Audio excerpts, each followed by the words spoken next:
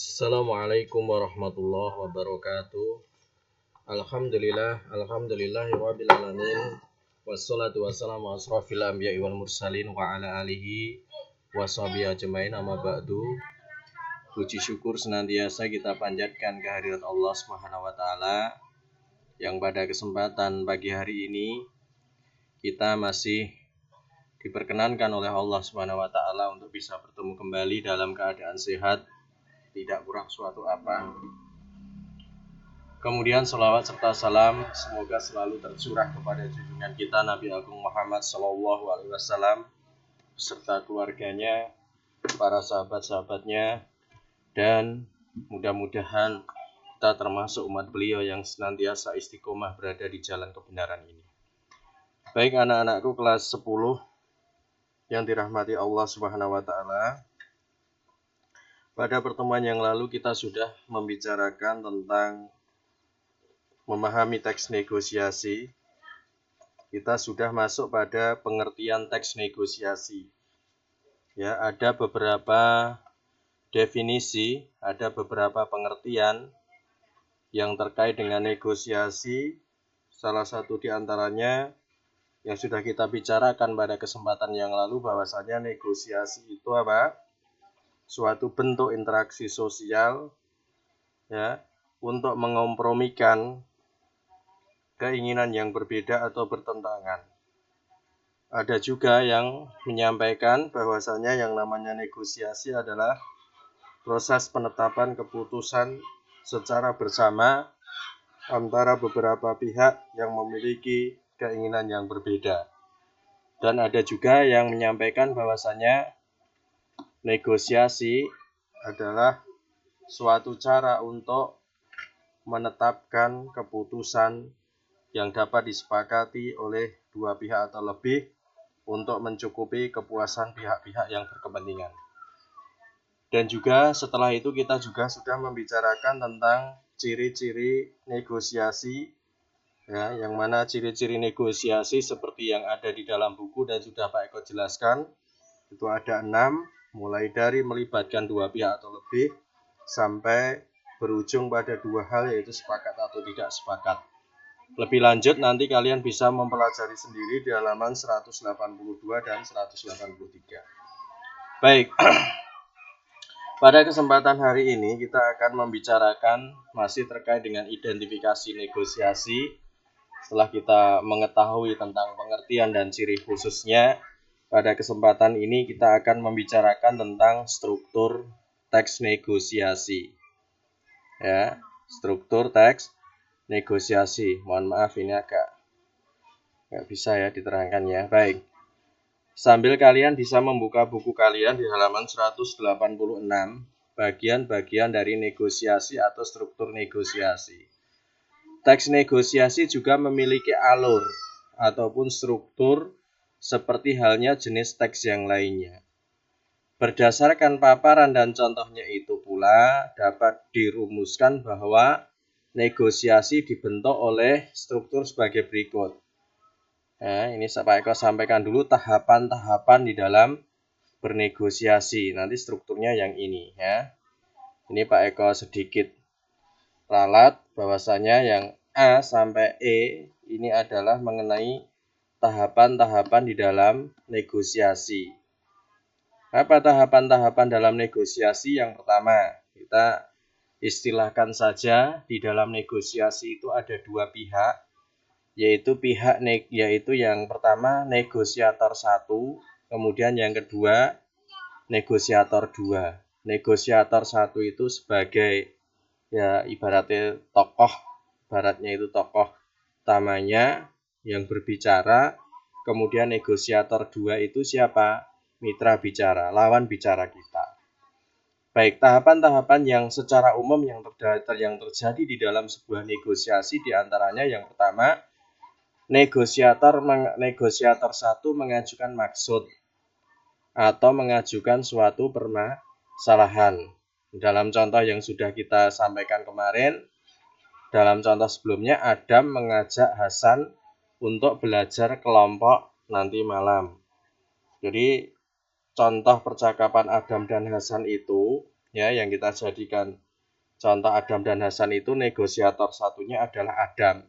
Mula-mula Adam mengajak untuk belajar kelompok. Itu. Ya, Adam mengajak Hasan untuk belajar kelompok. Itu negosiator satu. Kemudian setelah itu, pihak mitra bicara atau negosiator dua menyanggah dengan alasan tertentu. Ya, dalam hal ini negosiator duanya adalah Hasan. Apa yang dilakukan Hasan? Yaitu menyanggah dengan mengemukakan alasan-alasan tertentu. Dalam contoh sebelumnya, Hasan menolak dengan alasan rumah Adam terlalu jauh. Ini alasan yang pertama. Kemudian setelah mendengar penolakan atau sanggahan dari negosiator dua, kemudian negosiator satu mengemukakan argumentasi untuk mempertahankan tujuan awalnya untuk disetujui negosiator dua. Jadi tidak serta-merta setelah mendapatkan sanggahan dari negosiator dua, negosiator satu itu mencukupkan keinginannya. Akan tetapi biasanya setelah mendapatkan sanggahan atau tolakan itu tadi, negosiator dua kembali berargumen untuk mempertahankan tujuan awal untuk disetujui negosiator dua. Ya, agak sungguh-sungguh di dalam menyampaikan keinginannya. Dalam hal ini Adam kembali meminta Hasan untuk menggunakan motor agar mudah menjangkau rumahnya. Kan alasannya tadi rumahnya jauh. Tetapi untuk menyanggah itu semua, ya, Adam membujuk, memberikan argumen bahwa supaya Hasan bisa menggunakan motor biar yang semula jauh itu tidak menjadi jauh, bisa menjadi dekat, artinya rumah si Adam biar bisa terjangkau. Kemudian setelah itu mendengar keinginan kembali atau argumentasi dari negosiator satu, negosiator dua kembali mengemukakan penolakan dengan alasan tertentu pula. Ya, contohnya Hasan tetap mengatakan tidak bisa karena motornya sedang dipakai oleh kakaknya. Nah, seperti itu. Kemudian setelah itu baru terjadi persetujuan ataupun persepakatan. Sebelumnya persepakatan itu adalah sebagai berikut. Belajar kelompok dilakukan di rumah Hasan. Selama belajar kelompok, Hasan harus menyediakan makanan untuk Adam sebagai kompensasinya, seperti yang sudah Pak Eko sampaikan pada pertemuan yang kemarin. Jadi secara umum tahapan-tahapan di dalam negosiasi itu seperti itu ya. Tahapan kegiatan bernegosiasi, yang pertama penyampaian maksud oleh pihak pertama, kemudian yang kedua penyanggahan oleh pihak kedua, kemudian pihak pertama menyampaikan argumentasi bujukan, kemudian pihak kedua kembali menyatakan penolakan dengan argumentasi, dan terakhir terjadi kesepakatan atau saling memberikan tawaran. Ada 5 tahapan, akan tetapi 5 tahapan yang Pak Eko sampaikan ini bukanlah harga mati. Karena apa? Ya, ini tergantung pada rumit atau tidaknya permasalahan yang dinegosiasikan antara dua pihak tersebut. Nah, tapi secara umum seperti ini, ya. Penyampaian maksud oleh pihak pertama, kemudian disanggah oleh pihak kedua, disampaikan lagi bujukan, disanggah lagi, kemudian misalkan permasalahannya itu semakin rumit, berarti nanti penyampaian maksud kembali dengan alasan-alasan yang lain, kemudian ditolak kembali.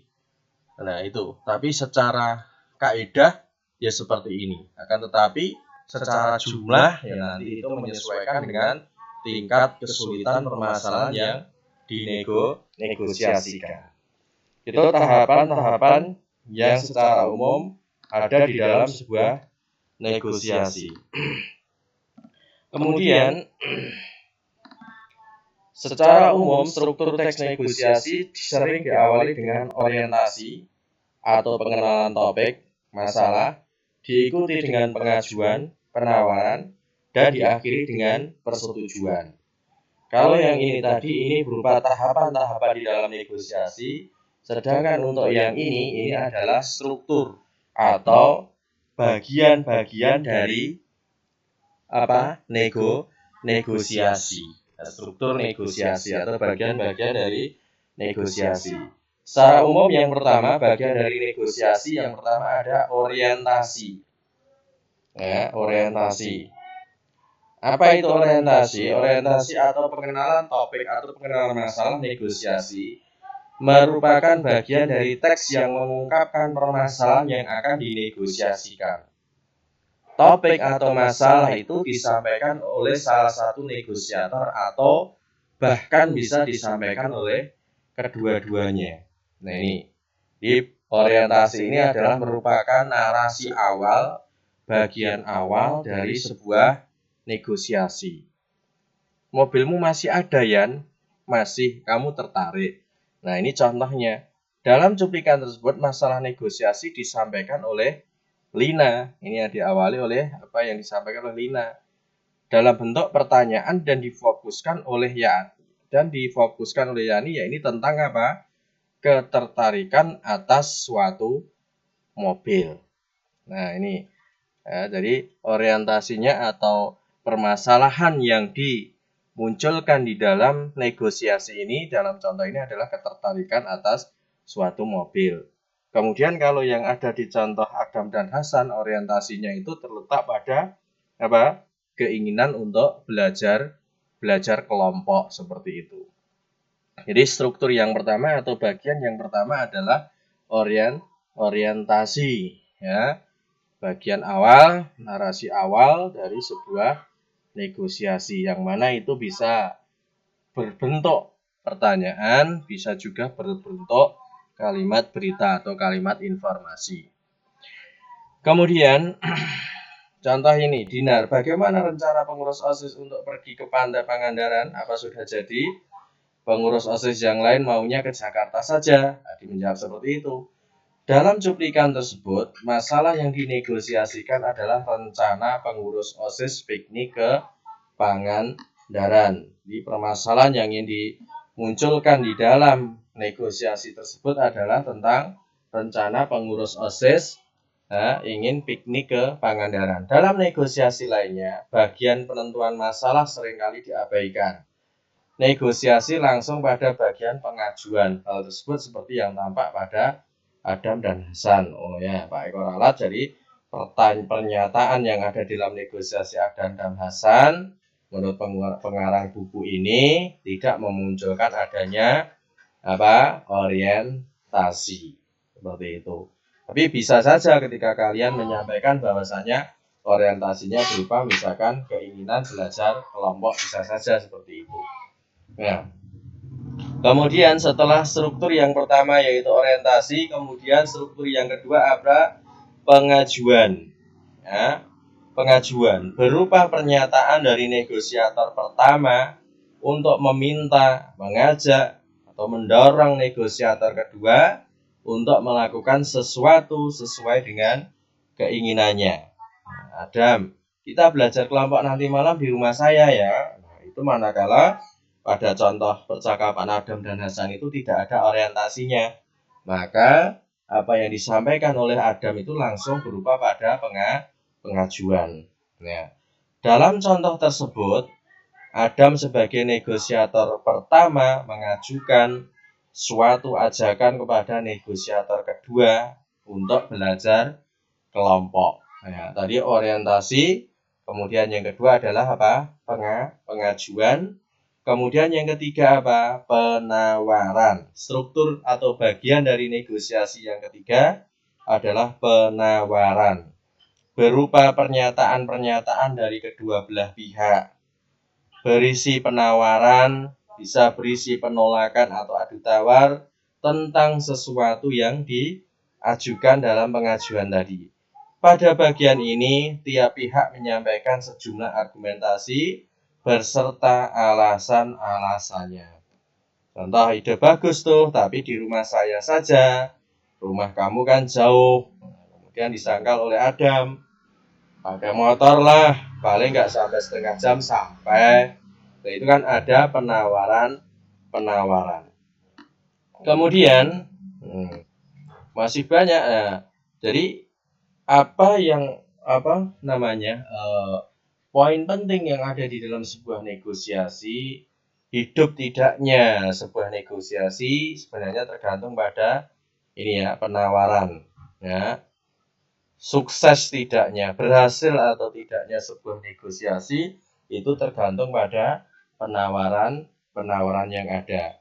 Seringkali negosiasi itu tidak berhasil karena memang pada bagian ini, pada struktur penawaran ini, masing-masing pihak tidak bisa menyelesaikannya dengan baik. Nah, contoh-contohnya banyak ya. Ini masih dalam tahap penawaran.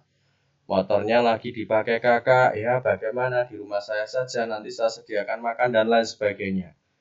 Ya. Pada cuplikan di atas, negosiator 2 menyampaikan penolakan dengan alasan tertentu. Dalam hal ini Hasan menolak dengan alasan rumah Adam terlalu jauh. Kemudian negosiator 1 membuat argumentasi dan lain sebagainya. Gitu. Kemudian nanti bisa kalian baca sendiri. Struktur yang terakhir, bagian yang terakhir di dalam sebuah negosiasi yaitu kesepakatan. Kesepakatan berupa keputusan antara kedua belah pihak, baik itu yang berupa kesetujuan maupun ketidaksetujuan. Ini seperti yang kita ketahui melalui ciri-ciri dari negosiasi kemarin. Ciri yang terakhir, karakteristik dari negosiasi yang terakhir yaitu yang keenam, berujung pada 2 hal, yaitu sepakat atau tidak sepakat. Makanya di sini tetap dikatakan kesepakatan untuk bagian atau strukturnya. Ya, kesepakatan itu bisa kesetujuan maupun ketidaksetujuan, bisa kesepakatan maupun ketidaksepakatan. Tapi tetap kita namakan di sini sebagai struktur yang keempat, yaitu kesepakatan. Siap, jangan khawatir. Sip, terima kasih kalau begitu. Cuplikan tersebut menyatakan kesepakatan antara Adam dengan Hasan untuk belajar bersama. Hal itu terjadi setelah mereka melakukan kompromi atas keinginan masing-masing. Berarti di sini terjadi kesepakatan. Itu anak-anakku kelas 10 yang dirahmati Allah Subhanahu wa taala. Jadi pada kesempatan pagi hari ini kita fokus membicarakan tentang struktur dari negosiasi. Yang tadi diawali dengan kita memahami tentang langkah-langkah negosiasi, kemudian dilanjutkan dengan struktur negosiasi atau bagian-bagian negosiasi. Itu yang bisa Pak Eko sampaikan, mudah-mudahan bisa dipahami. Kurang lebihnya Pak Eko mohon maaf. Assalamualaikum warahmatullahi wabarakatuh.